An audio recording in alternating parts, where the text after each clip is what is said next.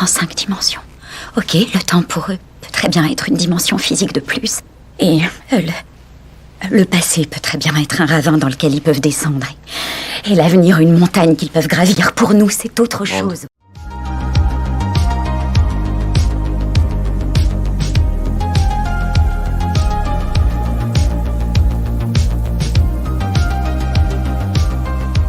Bonjour et bienvenue sur la chaîne de Green Spider. Aujourd'hui, je vous propose cette vidéo sur une montre. Alors j'ai longtemps hésité avant de vous proposer cette vidéo parce que vous allez le voir, plusieurs raisons. C'est un petit peu particulier, mais je me suis dit que après avoir présenté la montre chez Adizdive, était quand même assez militaire, mais qui comportait un inconvénient majeur pour la plupart d'entre vous, puisque c'était une montre à quartz. Alors on y reviendra bien sûr dans le principe même du retour d'utilisateur de ce modèle, mais je me suis dit que j'allais vous présenter une montre qui pouvait parer à la problématique de la réserve de marche, puisqu'une montre à quartz, il est nécessaire de changer la pile. Avec ce modèle, pas de problématique de réserve de marche, puisqu'on est sur un modèle automatique. Alors il existe 3 grandes familles de mouvements, on va dire, sur le marché à l'heure actuelle. À quartz, donc classique, mouvement automatique comme celle que je vais vous présenter aujourd'hui, ou mixant les deux, à la fois automatique et à quartz. Il y a un autre modèle qui existe dans les mouvements sur les montres, et qui est spécifique à certaines marques, notamment à Citizen avec l'EcoDrive, mais on aura l'occasion d'en reparler si cela vous intéresse par la suite. L'acier utilisé pour le boîtier est du 316L, comme je l'ai dit. C'est un acier de type chirurgical qui est utilisé pour les implants dans le corps humain, donc qui offre une très grande résistance et une très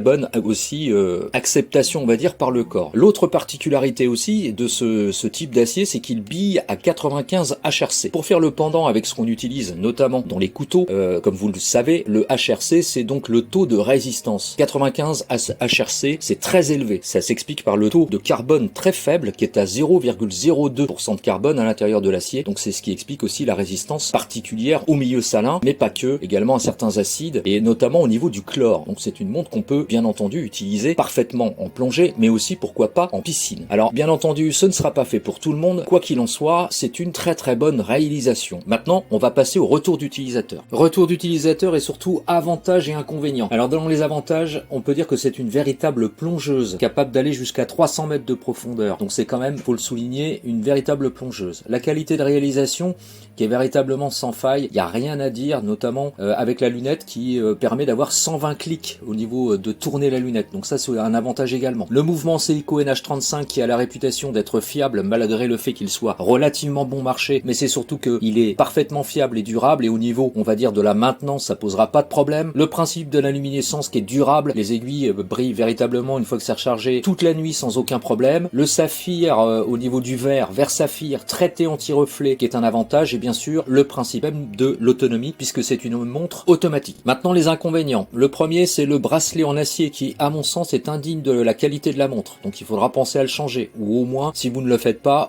essayez d'opter pour une version avec le bracelet en caoutchouc qui lui par contre est de très bonne qualité. Le diamètre qui est important parce qu'on est quand même sur un gros volume de montre, y compris d'ailleurs pour l'épaisseur, donc il faut y penser. Son poids, même sans le bracelet en acier, c'est quand même une montre assez volumineuse, et automatiquement avec l'acier 316L c'est quand même assez lourd. Le mouvement automatique qui, même si c'est un avantage, c'est aussi un inconvénient parce que automatiquement, eh bien l'exactitude au niveau des secondes n'est pas parfaite, hein, il faut quand même y penser. De manière journalière, vous allez soit avoir de l'avance soit du retard, donc ça il faudra le prendre en compte. Donc au niveau de l'exactitude de l'heure, et les prix qui sont en hausse. Attention, c'est une montre que l'on trouve maintenant avec des tarifs très élevés. À l'époque où je l'ai acquise, cette montre était inférieure à 110 €. Aujourd'hui, on la trouve entre 160 et parfois 190 €. Donc regardez bien, je vous laisse bien sûr comme toujours les liens à titre purement informatif. Je n'ai aucun partenariat bien sûr avec Adizdive, mais regardez bien, et notamment sur Amazon. Alors souvent, j'ai pu le remarquer, en fonction des versions, le prix baisse de manière assez conséquente. Donc si vous tombez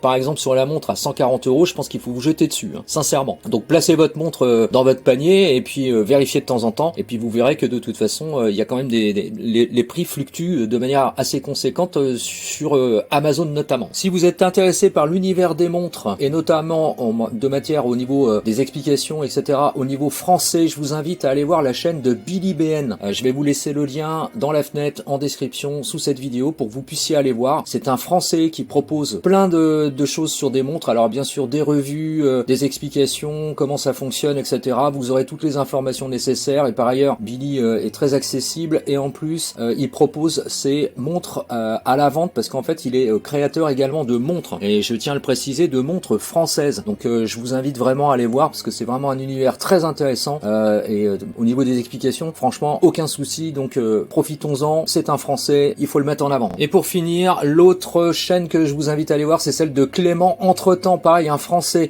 qui fait des reportages assez impressionnants avec beaucoup d'invités. Alors vous verrez, hein, il y a des montres qui peuvent dépasser les 500 000 €, voire même plus, mais c'est super intéressant, il explique très bien, il y a des super reportages. Pareil, c'est quelqu'un qui est très accessible, Clément.